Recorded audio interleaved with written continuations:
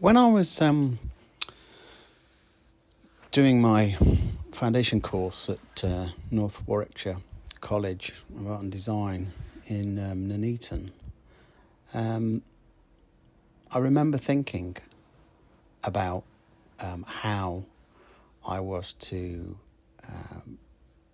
become a kind of an artist, at that point, I wanted to think very much about being a sculptor. And so I remember sort of worrying about what I would do, not just in terms of, where would I go to college, who would I, study with, what would I, where would I like to go. But I remember thinking about the future and how I would maintain a kind of a practice and how I would be able to support myself, because it was never going to be the case that I would have somebody else to provide income for me. I knew I was on my own, and I always knew that it was up to me to look after myself and to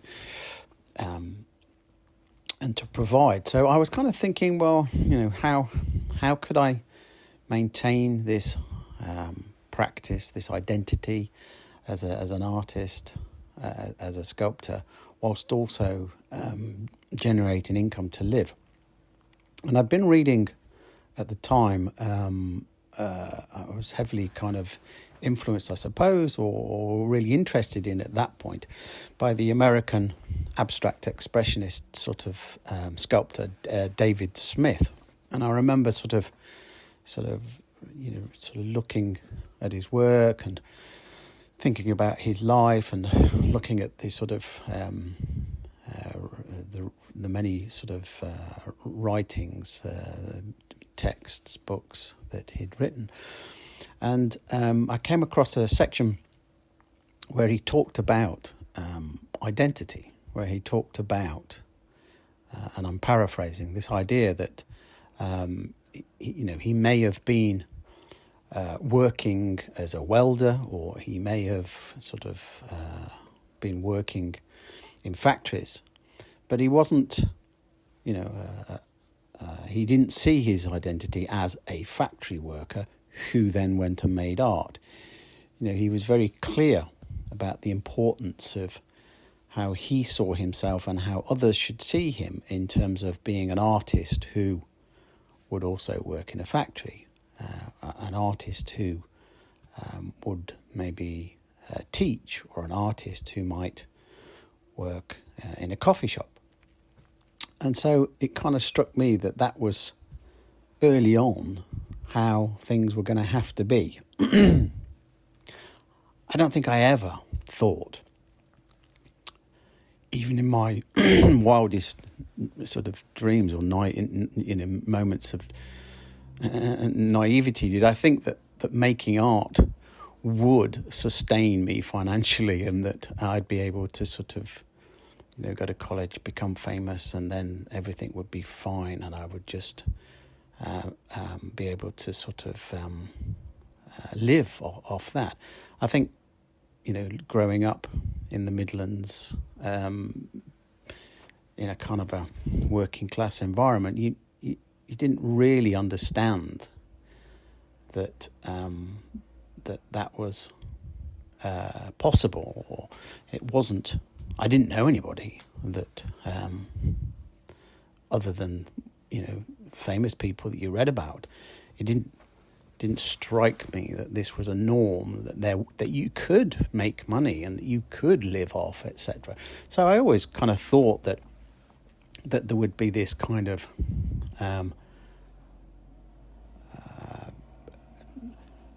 not compromise, but there would always be this need to support yourself in a different way than perhaps through the practice and the making.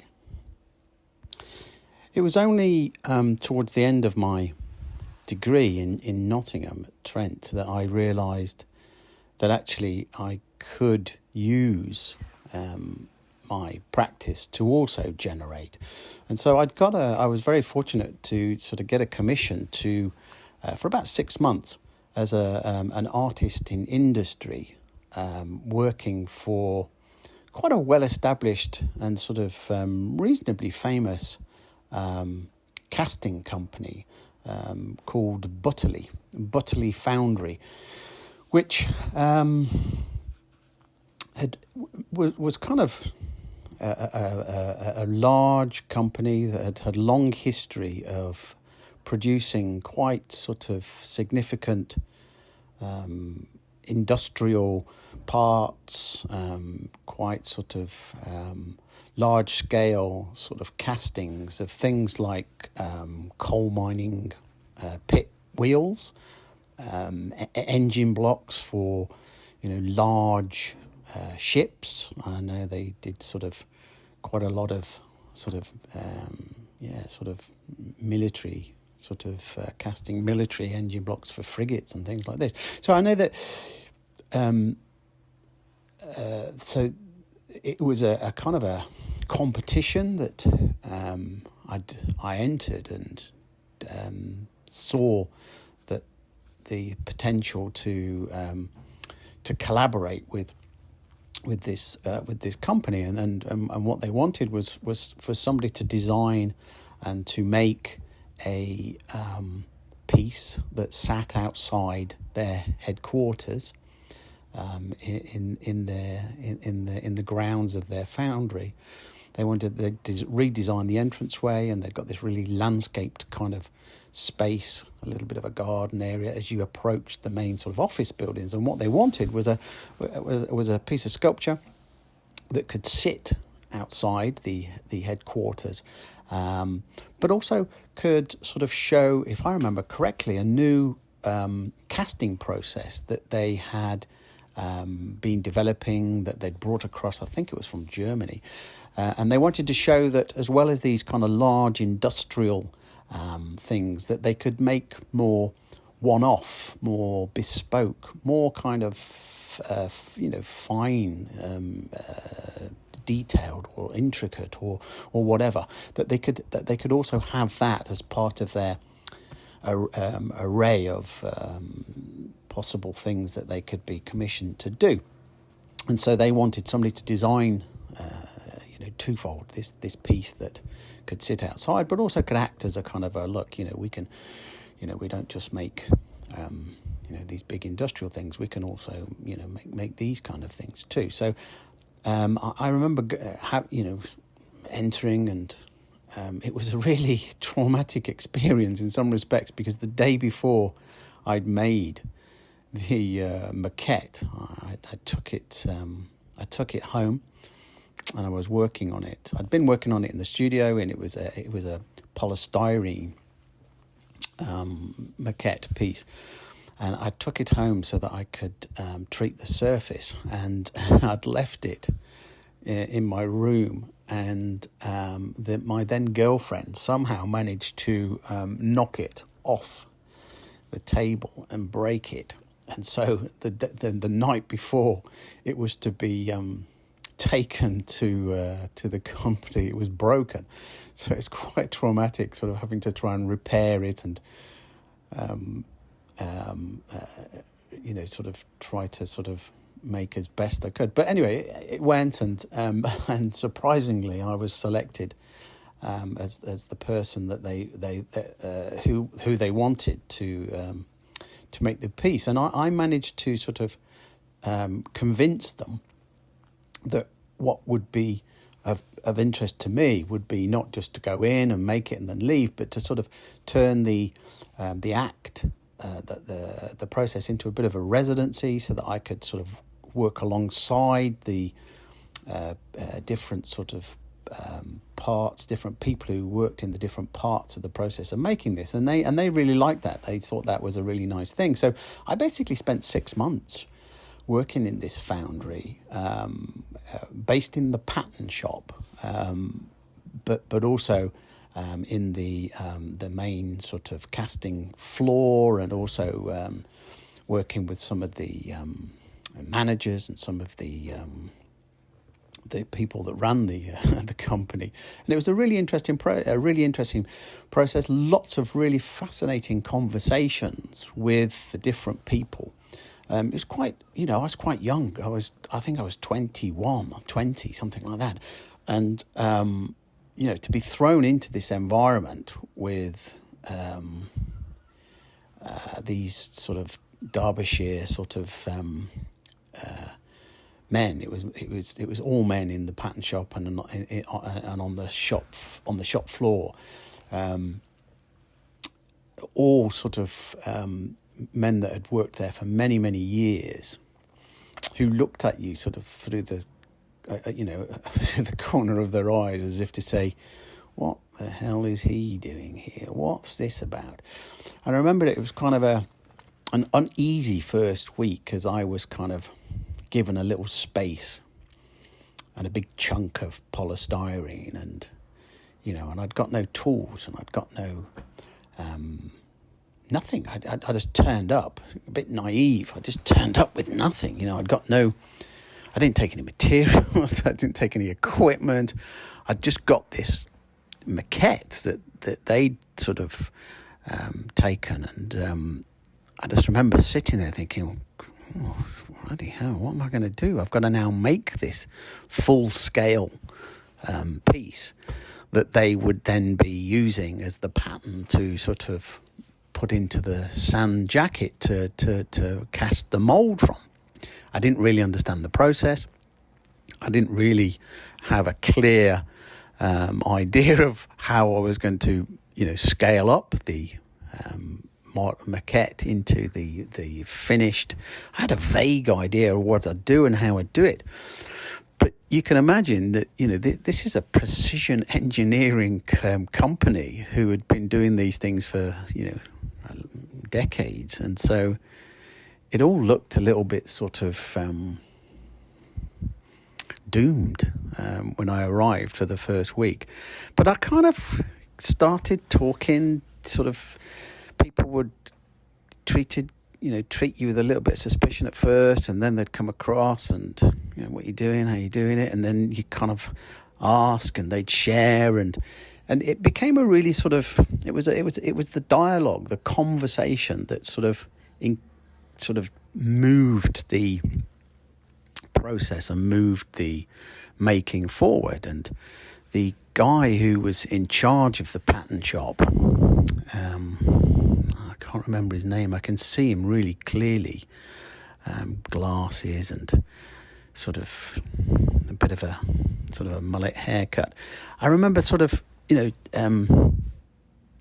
him on the first day sort of coming across and saying, how are you getting on? And I sort of went, I don't really know what I'm doing. And I think he kind of could see that I kind of was struggling to sort of move forward. But he didn't know how to help. I mean, he worked from really clear design briefs, really sort of detailed sort of blueprints that were sent to him, and he would then with his team would turn these things into models, which would into the sort of the forms which would then go. So to sort of have somebody that turned up with very little kind of struck him at first as a bit sort of strange in terms of his process and way of working, but also I think he quite liked it. I think he was kind of intrigued by the fact that there was so little to start this project and to move it forward. So we kind of backwards and forwards, and then others in the room in the pattern shop sort of started to come across and chatting, and at break times it was quite strict. Everybody would stop at exactly the same time, everybody exactly the same amount of lunch, everybody exactly the same amount of breaks, and at break times one or two of them would start to come across and ask advice and chatting about other things, about general things. There was lots of jokes and lots of piss taking, and as you can well imagine, but but then it started to sort of, it started to unfold, and they could see what I was trying to do, and some would come and help, and some would sort of pass on some advice. And it took a couple of months, I suppose, to actually get the full scale sort of couple of meters high and a couple of meters wide sort of parts together. And I remember one night, late night, the casting was quite often done in the evening. They would usually because it was quieter, usually because there was less people in the plant and things like this, and quite often, or because there would be deadlines, and so they would be working to sort of cast things. And I remember one of the guys from the floor, not from the pattern shop, coming in and sort of saying, well, look, you need some sort of base for this.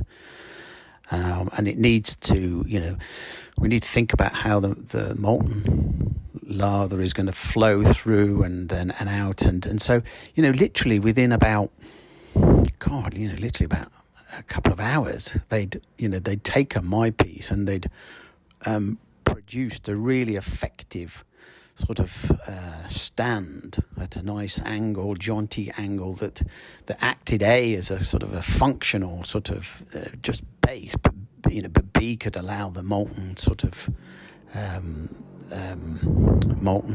metal to sort of pool and sit, and it was really nice because prior to that the guys hadn't really on the actual floor hadn't really got too involved. They'd kind of seen it as being their point of the operation would be they just get handed the polystyrene piece, and then they just took it on from there. So it's quite nice to see them come into the pattern shop and go, well, do you know what, that's not going to quite work, is it? Let's do this. We suggest that, and that's that whole moment of conversation, dialogue, communicating to different people, getting different sorts of inputs, voices. I think that was kind of seminal in me starting to realise that was as an equally as important part of the making process as it was the actual thing, that the collaboration, the ability to work with others and to share was a part of, I suppose, how I then started to think about working in sort of in education. So having finished and having a really lovely sort of end outcome at the end of this process, I started to think about more about the dialogue and the conversations and the way that it impacted on the making and the importance to me and to others, and the relevance in that relationship to making. So I started sort of looking for other residency, artist in residence opportunities. The degree was coming to an end, and I hadn't really got a clear plan of what I was going to do, and I was just thinking about next steps. And to be frank, university was rubbish at helping people. At that point, I don't think it's quite the same now, but at that point, it didn't really prepare you for leaving and what you do afterwards. And so it was left up to you to sort of work those sorts of things out. So I kind of started applying for and thinking about generating artists in residencies, and I was very fortunate that a friend at the time, a woman called Karen, was teaching. She was a drama teacher, and she approached me and said, look, there's this opportunity at my school. I think it was in a place called Arnold, which was north of Nottingham on the way out towards Mansfield. I think it was called Red Hill Comprehensive, I think it was, and the school had decided it would like an artist in residence to come in and spend some time working with the pupils, and so I contacted them and went and spoke to the head of art, who's a really lovely guy, and he was really keen because I was a sculptor, and that was something that they hadn't really got a specialism or much of in the department. So I kind of went and spent a couple of weeks. Again, I suppose that was my first introduction to the idea of working with children, working with young people, working in a school environment, and it was a. I'd spent a little bit of time observing and watching what teachers were doing, what the kids were involved in, and how they were working and making. I set up a little bit of a space in one of the classrooms with some photographs of some of the work that I'd been doing, and I sort of spent a couple of afternoons making a few things and leaving them for the kids to see and come and look at, and I made myself available at sort of break time at the end of the day if anybody wanted to come and ask. And then the head of art said, well, why don't you teach a few, during the lessons, why don't you teach a few sort of, a few things? He said, I'm doing this sort of clay session. He says, I've got to build these structures, why don't you come along and have a go? And I genuinely, again, I didn't really know much at that point about clay. So it was really kind of a bit sort of experimental, and I just sort of used some of the processes that I was kind of, about constructing and making that I was aware of, but not really knowing how clay as such worked, or how clay sort of joined effectively, and so it was a little bit of a journey of learning and using mistakes and sort of working with the limitations of my knowledge, but also limitations of the space and of the materials and the equipment. And again, I think that those kind of putting yourself in those positions, exposing yourself to these sort of challenges, making mistakes, learning from them, these all started to be, again, an important part of conversations, an important part of the dialogue, it was interesting. The young people were really kind of it's quite supportive. They could see what you were trying to do and how you were trying to do it, which was slightly different to the teacher, who was quite well versed and quite sort of experienced, but was coming at it clearly from a point of view of everybody was going to be making the same thing and everybody would have to copy. Well, I came at it a little bit more sort of intuitively and a little bit more sort of, I suppose, naively at that point in terms of possibilities. But coming out of the residency, again, I suppose I felt that engagement, that sort of knowledge development for me, sharing and that co-construction of understandings and how we worked collaboratively, formed the basis of me thinking, well, perhaps maybe I should look to sort of more formal sort of places, spaces, environments for making and learning. And I decided at that point that I should perhaps do a PGCE. And I'd never really lived anywhere other than in the Midlands and different parts of the Midlands. And I was really interested in moving to London or being close to London so that I could sort of go and access more of what was happening in London, the museums, the galleries, the art scene. And so I applied to several places and was offered a place at Reading University. And I remember going to Reading University and thinking, oh my goodness me, in those days, the art was all on the London Road site, which was a large former sort of dairy that had been converted into art studios.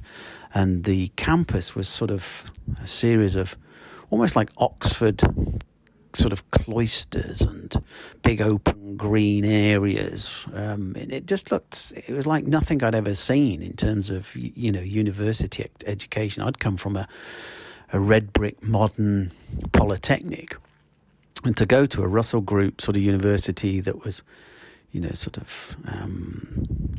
was a kind of another, for me, it was another world. So I kind of really liked that look and feel. And to be blunt as well, I really liked the tutors. I was interviewed by Fraser Smith, who just sort of made me feel quite at ease straight away. Was really enthusiastic about what I'd been doing, was really interested in the things I'd been making. And in the moment I met the guy, I just loved him from the moment I met him. So that kind of convinced me that that rather than going to London, perhaps I should go to Reading, even though it wasn't London, but it was kind of close enough to be able to get into London, purely because I just liked the space, I liked the place, I liked what they were doing, and I liked Fraser.